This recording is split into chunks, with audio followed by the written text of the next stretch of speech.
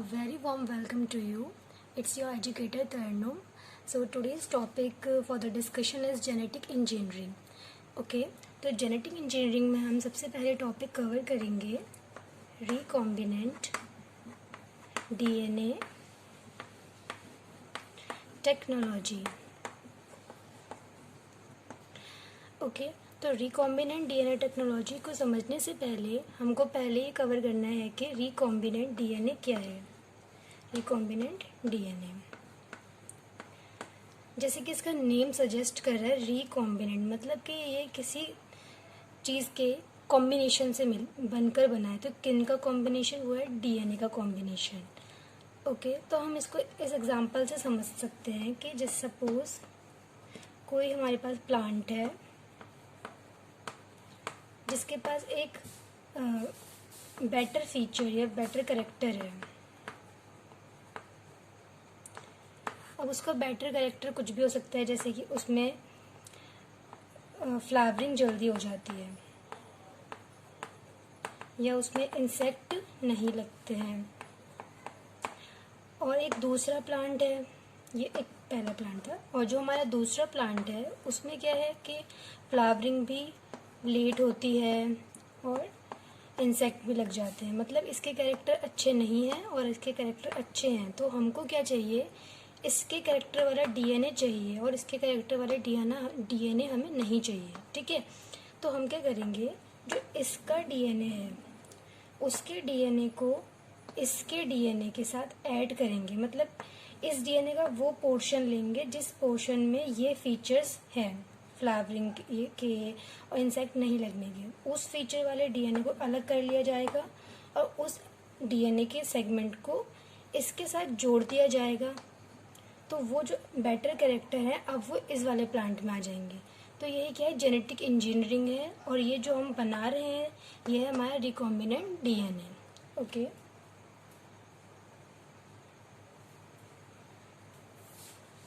Now अब हमें ये समझ में आ गया कि रिकॉम्बिनेंट डीएनए क्या है. रिकॉम्बिनेंट डीएनए क्या है?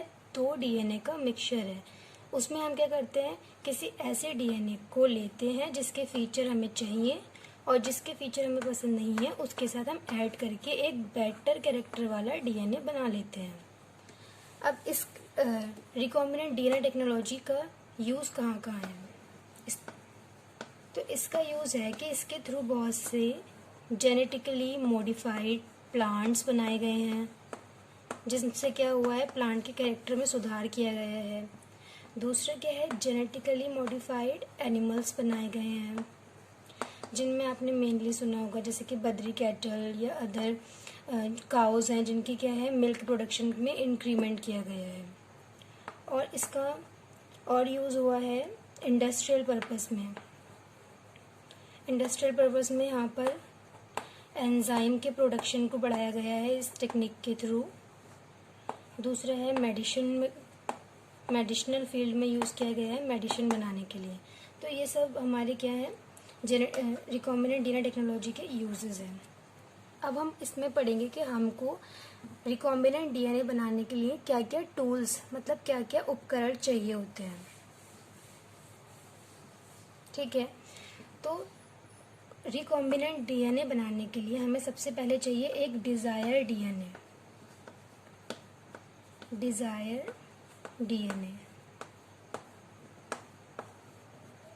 तो ये क्या है? ये हमारे टूल हैं.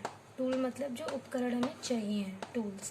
पहला हमें चाहिए एक डिज़ायर डीएनए, मतलब हमको एक ऐसा डीएनए चाहिए जिसके हमको कैरेक्टर चाहिए. सपोज़ ये डीएनए है, इसका ये वाला कैरेक्टर हमको चाहिए और इसको हमें कट करना है. ठीक है, तो ऐसा डीएनए जिसका कुछ ना कुछ कैरेक्टर हमें चाहिए ताकि हम रिकॉम्बिनेंट डीएनए बनाएं और फर्दर उसका यूज़ करें. दूसरा क्या टूल चाहिए? दूसरा टूल चाहिए, इस डीएनए को तो निकाल लिया हमने, डिज़ायर डीएनए को, पर सपोज ये पूरा डीएनए निकाला गया है तो इस पोर्शन को कट करने के लिए कोई चीज़ तो चाहिए ना. तो जो इसको कट करता है वो है यहाँ पर इसका रेस्ट्रिक्शन एंजाइम.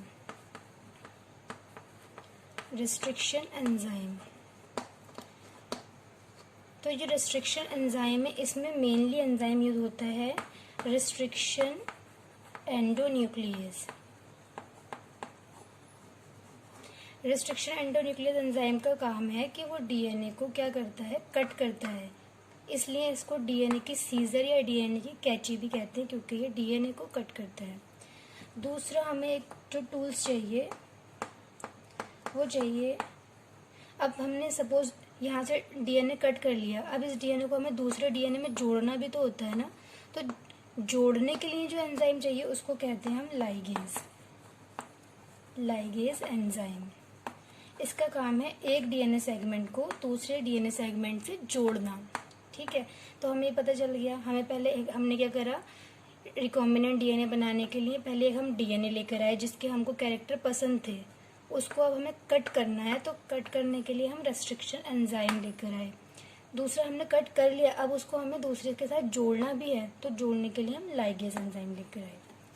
ठीक है, अब आगे हमें क्या क्या चाहिए है इसमें,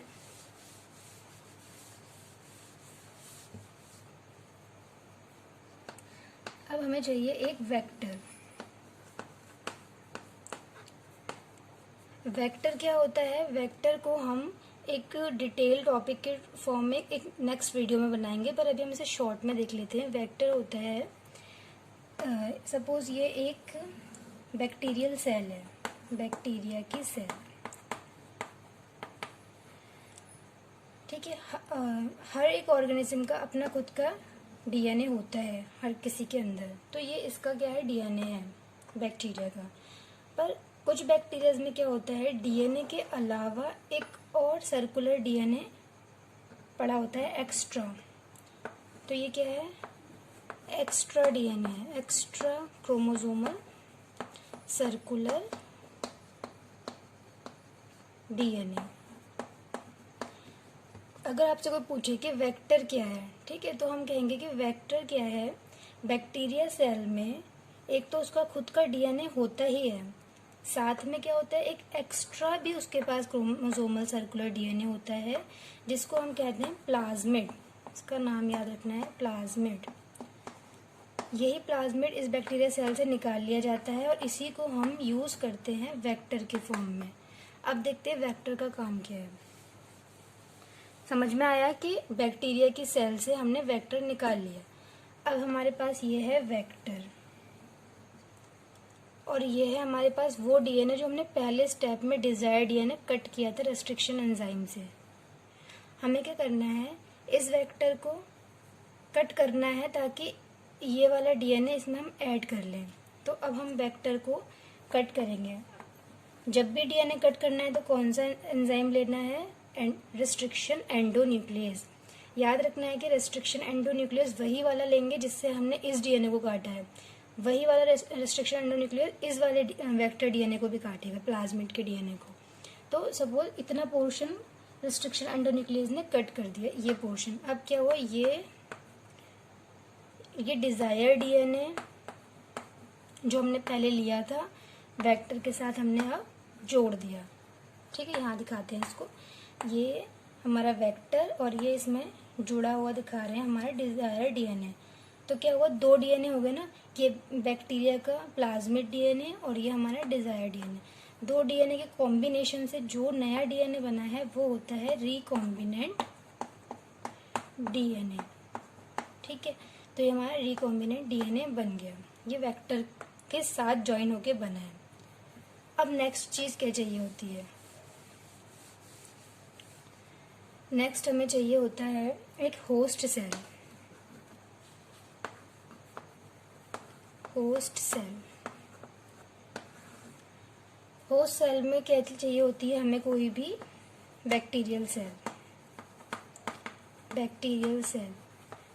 मेनली कौन सी सेल लेते हैं हम यहाँ पर, ई कोलाई, एस्केरियोशिया कोलाई।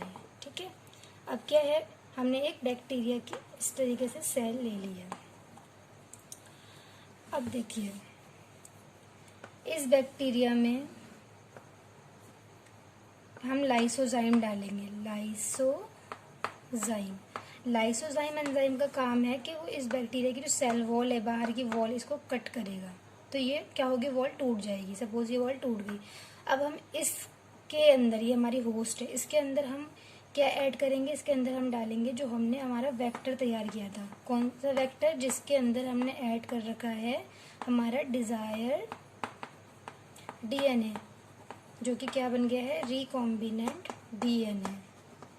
ठीक है, तो जो हमने अभी रिकॉम्बिनेंट डीएनए तैयार किया है, उस रिकॉम्बिनेंट डीएनए को हम कहाँ डाल रहे हैं, ई कोलाई सेल के अंदर। ठीक है, नेक्स्ट स्टेप में दिखाते हैं इसको कि अब ये हमारी ई कोलाई की सेल है, इसके अंदर यहाँ पर वेक्टर आ चुका है, उस वेक्टर के साथ जुड़ा हुआ क्या है, डिजायर डीएनए है, जो कि ये क्या है, रिकॉम्बिनेंट डीएनए। बैक्टीरिया सेल के अंदर रिकॉम्बिनेंट डीएनए आ गया। अब क्या होता है, ये जो ई कोलाई की सेल है, बैक्टीरिया की सेल, इसको हम एक कल्चर में डाल देते हैं। यहाँ कल्चर क्या होता है, अगार का कल्चर होता है, अगार का। ठीक है, इसमें बहुत सारे न्यूट्रिएंट्स होते हैं, पोषक तत्व होते हैं, जिससे क्या करता है, ई कोलाई ग्रो करता है और रिप्रोडक्शन करके डिवाइड होना शुरू हो जाता है। तो क्या डिवाइड करेगा अपने आप को, तब क्या होगा, एक ई कोलाई से 2 ई कोलाई बनेंगे, 2 से 4। ठीक है, इस तरीके से क्या होगा, एक्सपोनेंशियली बढ़ता जाएगा, बढ़ते जाएंगे। ठीक है, कुछ ही मिनटों या घंटों में क्या होगा कि इसकी बहुत सारी कॉपीज, सपोज 1000 कॉपीज तैयार हो जाएंगी। तो क्या होता है, जब एक बैक्टीरिया डिवाइड होता है तो उसके अंदर जो डीएनए होते हैं वो भी डिवाइड होते हैं। तो ये डीएनए भी तो इनके साथ यहाँ पे गए होंगे, यहाँ गए होंगे। इसका मतलब क्या है, जो हमने पहले रिकॉम्बिनेंट डीएनए बनाया था वो हमने एक ही सेल में डाला, पर इसके ग्रो करने से क्या हुआ, अगर इसकी 1000 कॉपियाँ भी बनी हैं तो वो रिकॉम्बिनेंट डीएनए हमारे पास अब 1000 बन गया है, क्लोनिंग हो गई है, उसकी क्लोन्स बन गए हैं। तो ये यहाँ पर इसका बेनिफिट है कि हम बस एक बार बना लें अपना रिकॉम्बिनेंट डीएनए, होस्ट सेल मतलब बैक्टीरिया सेल में डाल दें, उसको ग्रो कराएं, वो जितनी ग्रो वो करेगा उतना ही उसके साथ साथ हमारा डीएनए भी ग्रो करेगा। और वो डीएनए ग्रो कर रहा है जिसके अंदर हमने डिजायर कैरेक्टर, ऐच्छिक गुण वाला कैरेक्टर डाला है।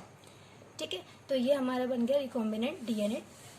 इसकी जो पूरी हमारी एंजाइम्स के जो वर्क है उसको हम नेक्स्ट वीडियो में डालेंगे। अभी हम ये रिवाइज करते हैं, हमने अभी क्या पढ़ा है इसमें, शॉर्ट में देखते हैं।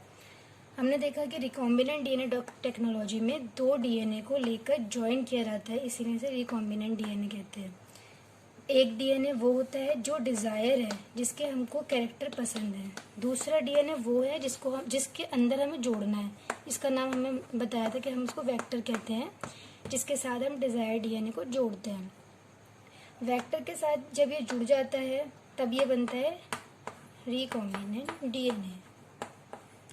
और दूसरी चीज़ हमने क्या सीखी थी, अगर डिज़ायर डीएनए को जहाँ से भी कट करना है, सपोज यहाँ से करना है और वेक्टर को यहाँ से करना है, दोनों को कट करने के लिए सेम रिस्ट्रिक्शन एंजाइम चाहिए होता है। ठीक है, कट करने वाला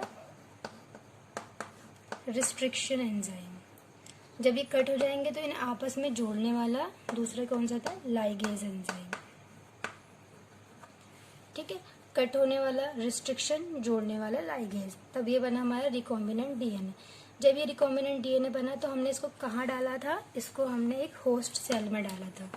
वो होस्ट सेल क्या थी, हमारी बैक्टीरियल की सेल थी। उस बैक्टीरियल सेल में जब हमारा ये रिकॉम्बिनेंट डीएनए आ गया था तो हमने इसको कल्चर में डाला था। कल्चर में डालने के बाद इसने अपने नंबर ऑफ कॉपीज़ बनाए थे, बहुत सारी। तो जितनी नंबर ऑफ कॉपीज़ बनी, सपोज 1000 या 2000 जो भी, उतने ही हमारे क्या है, रिकॉम्बिनेंट डीएनए के क्लोन्स भी बन गए। तो यही क्या है, रिकॉम्बिनेंट डीएनए की टेक्नोलॉजी है। Okay, thank you.